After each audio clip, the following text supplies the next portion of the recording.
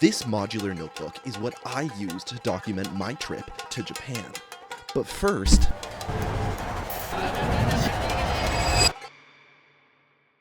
what is the Traveler's Notebook?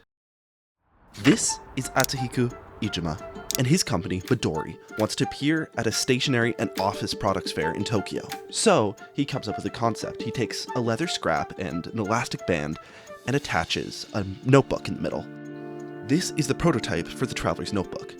And as it went on, it was received well, and the idea is this: a notebook that you can customize to your needs, but take around the world and record your adventures. Then, when it's done, or when you've filled it up with different ideas, you return home, remove the slip, and store it as a record. I wanted to try this out, and I was fascinated by this product. So, on my first day in Japan, I made my goal Tokyo Station.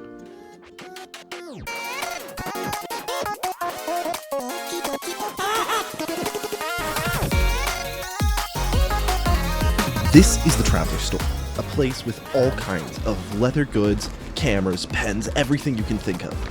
Yeah, that's absolutely correct. Ajima wanted the Traveler's Notebook stores to be a place you could dream of traveling, so everything ties back to that. He also wanted it to feel like a journey to go to the store, so he added these stamp stations where you can stamp your notebook to mark this point in your journey. Speaking of my journey, I picked up the green Traveler's Notebook with a pen clip and a pewter charm of a camera to match the one for documenting. A Leica CL and a little bit of film that I found in a local shop to help me remember this entire trip. But unfortunately, it needs a very specific mercury battery. Thankfully, we found out there's a place not too far away in Nakano City. So, the next morning, we set off.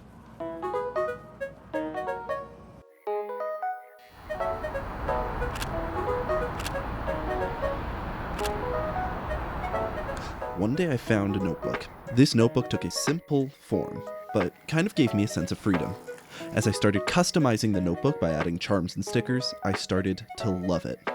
Even more to the level where I brought it wherever I went and wrote down anything that came to my mind. I even drew pictures in my notebook. The pictures ended up being somewhat distorted, but they represented my personality, and I personally felt satisfied.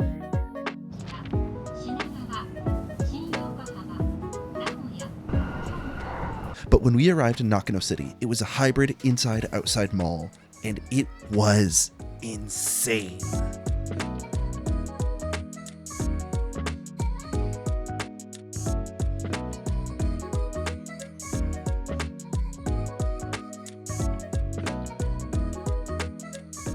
Thankfully, the battery worked. But we had one last stop in Shinjuku to look at some cameras before dinner. And it was here that I think I found one of my favorite shots I've ever taken. But now it was time to walk around, take a couple nighttime photos, and prepare for tomorrow, which is going to be a very special day.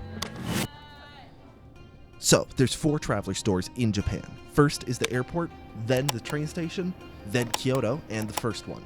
You can't go to the one in the airport, and we've gone to the one in the train station. That leaves 2, and I want to go to both of them. Starting with the first store.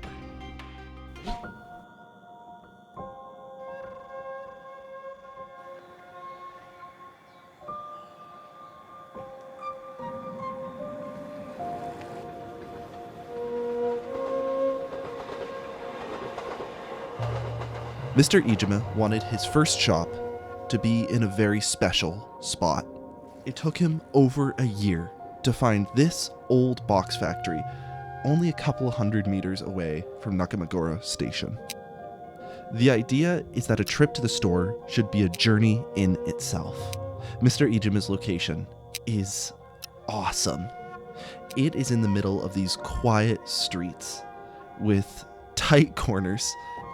You'd completely miss it if you weren't looking for it. This is the first Traveler store. So I went in, stamped my book, and went upstairs to check out the little cafe there and talk with Matt. Unfortunately, I didn't get as much footage as I would have liked of this one, but I believe the location around is really the character. So we kept exploring. And as we were walking, we reached a larger town area.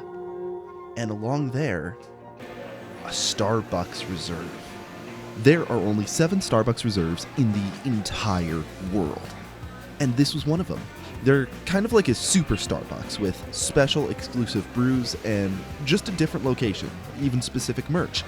This one did a collab with Traveler's Notebook. I had to get some special edition notebooks, of course. Then we walked around and explored a little bit. This was a gorgeous building. But eventually, we decided to go up to the top floor so I could put everything that I got onto my notebook. I picked up a couple stickers, a couple inserts, and also a pewter charm, and I loved it. But it was time to head back for a train tomorrow.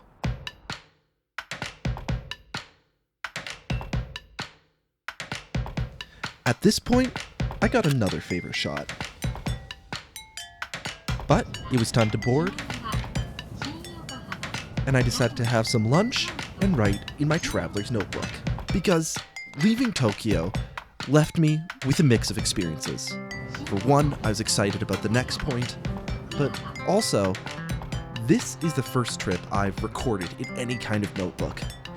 And it really did make this notebook feel special, like a document of the busy jungle that was Tokyo.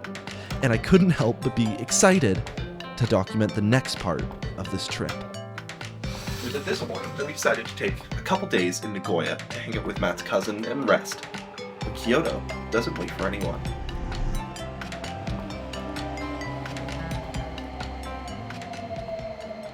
And now was our opportunity to explore all of Kyoto.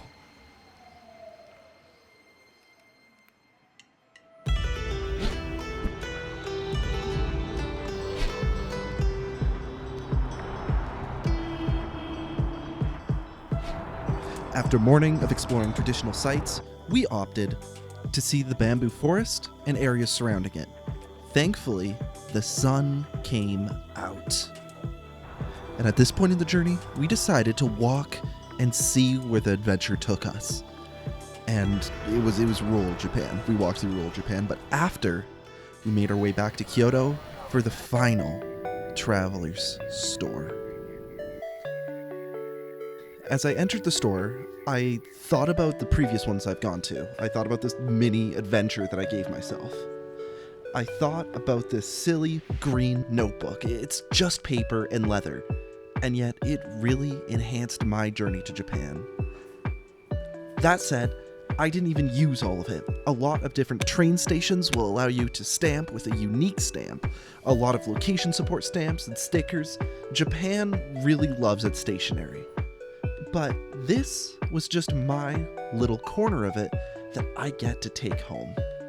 I went through, purchased a couple more notebooks, and headed back to our hotel, where we spent a couple more days in Kyoto before returning to Tokyo, unfortunately a little bit sick.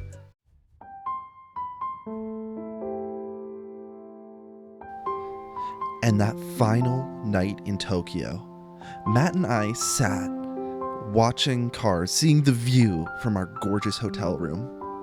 And I thought about everything that we've done, all the stuff I wrote down in my notebook, all the photos I took. I thought about how I might not get an opportunity to do a trip like this again. So this was an incredible blessing. There's a lot for the sake of the flow of the video I couldn't add.